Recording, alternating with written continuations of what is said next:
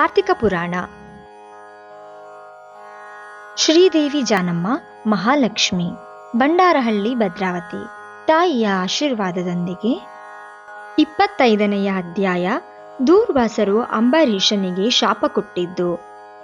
ಅಂಬರೀಷ, ಇಂದಿನ ಜನ್ಮದಲ್ಲಿ ಕಿಂಚಿತ್ ಪಾಪ ವಿಶೇಷದಿಂದ ನಿನಗೆ ಈ ಅನರ್ಥ ಸಂಭವಿಸಿದೆ. ನಿನ್ನ ಬುದ್ಧಿವಂತಿಕೆಯಿಂದ ಆಳವಾಗಿ ಯೋಚನೆ ಮಾಡಿ ನಿನಗೆ ಹೇಗೆ ಅನುಕೂಲವಾಗುವುದೋ ಹಾಗೆ ಮಾಡು. ಇನ್ನು ನಮಗೆ ಅಪ್ಪಣೆ ಕೊಡು ಎಂದು ಪಂಡಿತರು ನುಡಿದರು. ಆಗ ಅಂಬರೀಷನು, ಓ ಪಂಡಿತೋತ್ತಮರೇ, ನನ್ನ ನಿಶ್ಚಿತಾಭಿಪ್ರಾಯವನ್ನು ಕೇಳಿ ಹೋಗಿರಿ. ದ್ವಾದಶಿ ನಿಷ್ಠೆಯನ್ನು ಬಿಡುವುದಕ್ಕಿಂತ ವಿಪ್ರಶಾಪ ಹೆಚ್ಚಿನದಲ್ಲ. ಜಲಪಾನ ಮಾಡುವುದರಿಂದ ಬ್ರಾಹ್ಮಣನನ್ನು ಅವಮಾನಪಡಿಸಿದಂತಾಗುವುದಿಲ್ಲವಲ್ಲ, ದ್ವಾದಶಿಯನ್ನು ಬಿಟ್ಟಂತೆಯೂ ಆಗುವುದಿಲ್ಲ. ಆಗ ದೂರ್ವಾಸರು ನನ್ನನ್ನು ಹೇಗೆ ನಿಂದಿಸುತ್ತಾರೆ, ನಿಂದಿಸಲಿ. ನನ್ನ ಮೊದಲ ಪುಣ್ಯಫಲ ನಶಿಸುವುದಿಲ್ಲ. ಆದ್ದರಿಂದ ಜಲಪಾನ ಮಾಡಿ ಸುಮ್ಮನಿರುತ್ತೇನೆ ಎಂದು ಅವರ ಎದುರಿನಲ್ಲಿ ಜಲಪಾನ ಮಾಡಿದನು.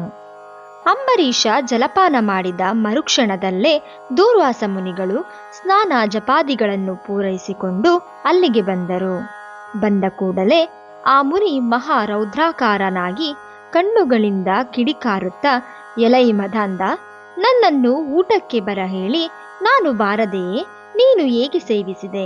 ಎಂತಹ ನೀಚತನ, ಎಂತಹ ನಿರ್ಲಕ್ಷ್ಯ, ಎಂತಹ ಧರ್ಮ ಪರಿತ್ಯಾಗಿಯಯ್ಯ! ಅತಿಥಿಯನ್ನು ಊಟಕ್ಕೆ ಆಹ್ವಾನಿಸಿ ಅತಿಥಿಯನ್ನು ಬಿಟ್ಟು ತಾನು ತಿಂದವನು ಮಲಭಕ್ಷಕನಾಗುತ್ತಾನೆ. ಅಂತ ಅಧಮನು ಮರುಜನ್ಮದಲ್ಲಿ ಹುಳವಾಗಿ ಹುಟ್ಟುತ್ತಾನೆ. ನೀನು ಭೋಜನಕ್ಕೆ ಬದಲು ಜಲಪಾನ ಮಾಡಿದೆ, ಅದು ಭೋಜನದೊಂದಿಗೆ ಸಮಾನ. ನೀನು ಅತಿಥಿಯನ್ನು ಬಿಟ್ಟು ತಿಂದಿದ್ದೀಯೇ, ಆದ್ದರಿಂದ ನೀನು ನಂಬಿಕೆ ದ್ರೋಹಿಯಾಗುವೆ ಹೊರತು ಹರಿಭಕ್ತ ಹೇಗಾಗುತ್ತೀಯ? ಶ್ರೀಹರಿ ಬ್ರಾಹ್ಮಣರ ಅವಮಾನವನ್ನು ಸಹಿಸುವುದಿಲ್ಲ. ನಮ್ಮನ್ನು ಅವಮಾನಿಸುವುದೆಂದರೆ ಶ್ರೀಹರಿಯನ್ನು ಅವಮಾನಿಸಿದಂತೆಯೇ. ನಿನ್ನಂತ ಹರಿನಿಂದಕನು ಮತ್ತೊಬ್ಬನಿಲ್ಲ. ನೀನು ಮಹಾಭಕ್ತನೆಂದು ಅತಿ ಅಹಂಕಾರವುಳ್ಳವನಾಗಿದ್ದೀಯ. ಆ ದುರಂಕಾರದಿಂದಲೇ ನೀನು ನನ್ನನ್ನು ಭೋಜನಕ್ಕೆ ಆಹ್ವಾನಿಸಿ ಅವಮಾನ ಮಾಡಿ ನಿರ್ಲಕ್ಷ್ಯದಿಂದ ಜಲಪಾನ ಮಾಡಿದೆ. ಅಂಬರೀಷ, ನೀನು ಹೇಗೆ ಪವಿತ್ರ ರಾಜಮನೆತನದಲ್ಲಿ ಹುಟ್ಟಿದ್ದೀಯೋ ನಿನ್ನ ವಂಶಕ್ಕೆ ಕಳಂಕ ಉಂಟಾಯಿತು ಎಂದು ಕೋಪದಿಂದ ಬೈದರು. ಅಂಬರೀಷನು ಮುನಿ ಕೋಪಕ್ಕೆ ನಡಗುತ್ತಾ, ಮಹಾನುಭಾವ, ನಾನು ಧರ್ಮಹೀನ. ನನ್ನ ಅಜ್ಞಾನದಿಂದ ನಾನು ಈ ಕಾರ್ಯವನ್ನು ಮಾಡಿದೆ.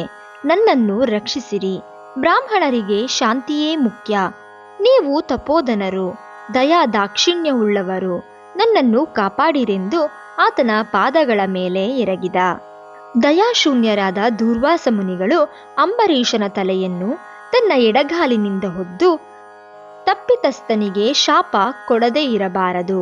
ನೀನು ಮೊದಲ ಜನ್ಮದಲ್ಲಿ ಮೀನಾಗಿ, 2ನೇ ಜನ್ಮದಲ್ಲಿ ಆಮೆಯಾಗಿ, 3ನೇ ಜನ್ಮದಲ್ಲಿ ಹಂದಿಯಾಗಿ, 4ನೇ ಜನ್ಮದಲ್ಲಿ ಸಿಂಹವಾಗಿ, 5ನೇ ಜನ್ಮದಲ್ಲಿ ವಾಮನನಾಗಿ, 6ನೇ ಜನ್ಮದಲ್ಲಿ ಕ್ರೂರ ಬ್ರಾಹ್ಮಣನಾಗಿ, 7ನೇ ಜನ್ಮದಲ್ಲಿ ಮೂರ್ಖರಾಜನಾಗಿ, 8ನೇ ಜನ್ಮದಲ್ಲಿ ರಾಜ್ಯವಾಗಲಿ ಸಿಂಹಾಸನವಾಗಲಿ ಇಲ್ಲದ ರಾಜನಾಗಿ, 9ನೇ ಜನ್ಮದಲ್ಲಿ ಪಾಷಂಡ ಮತಸ್ಥನಾಗಿ, 10ನೇ ಜನ್ಮದಲ್ಲಿ ಪಾಪ ಬುದ್ಧಿಯುಳ್ಳ ಕರುಣೆಯಿಲ್ಲದ ಬ್ರಾಹ್ಮಣನಾಗಿ ಹುಟ್ಟುವೆ ಎಂದು ಶಪಿಸಿದರು. ಇನ್ನು ಕೋಪ ಶಮನವಾಗದೆ ಮತ್ತೆ ಶಪಿಸುವುದಕ್ಕೆ ಸಜ್ಜಾಗುತ್ತಿದ್ದಾಗ ಶ್ರೀ ಮಹಾವಿಷ್ಣುವು ಬ್ರಾಹ್ಮಣ ಶಾಪ ವ್ಯರ್ಥವಾಗಬಾರದೆಂದು ತನ್ನ ಭಕ್ತನಿಗೆ ಯಾವ ಅಪಾಯವೂ ಆಗದಂತೆ ಅಂಬರೀಷನ ಹೃದಯದಲ್ಲಿ ಪ್ರವೇಶಿಸಿ, ಮುನಿವರ್ಯ, ಹಾಗೇ ಆಗಲಿ, ನಿಮ್ಮ ಶಾಪವನ್ನು ಅನುಭವಿಸುತ್ತೇನೆಂದು ಅಂಗಲಾಚಿದ.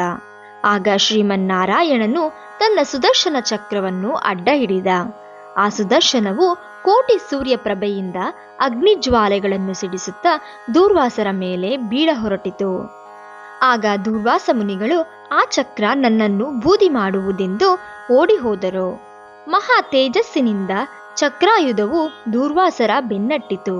ದೂರ್ವಾಸರು ತನ್ನನ್ನು ಕಾಪಾಡುವಂತೆ ಭೂಲೋಕದಲ್ಲಿದ್ದ ಮಹರ್ಷಿಗಳನ್ನು, ದೇವಲೋಕಕ್ಕೆ ಹೋಗಿ ದೇವೇಂದ್ರನನ್ನು, ಬ್ರಹ್ಮಲೋಕಕ್ಕೆ ಹೋಗಿ ಬ್ರಹ್ಮದೇವರನ್ನು, ಕೈಲಾಸಕ್ಕೆ ಹೋಗಿ ಪರಮೇಶ್ವರನನ್ನು ಎಷ್ಟೇ ಪ್ರಾರ್ಥಿಸಿದರೂ ಚಕ್ರಾಯುಧದಿಂದ ದೂರ್ವಾಸರನ್ನು ಕಾಪಾಡಲಾರದೆ ಹೋದರು ಎಂಬಲ್ಲಿಗೆ ಕಾರ್ತಿಕ ಪುರಾಣದಲ್ಲಿ 25ನೇ ಅಧ್ಯಾಯವು ಮುಕ್ತಾಯವಾಯಿತು.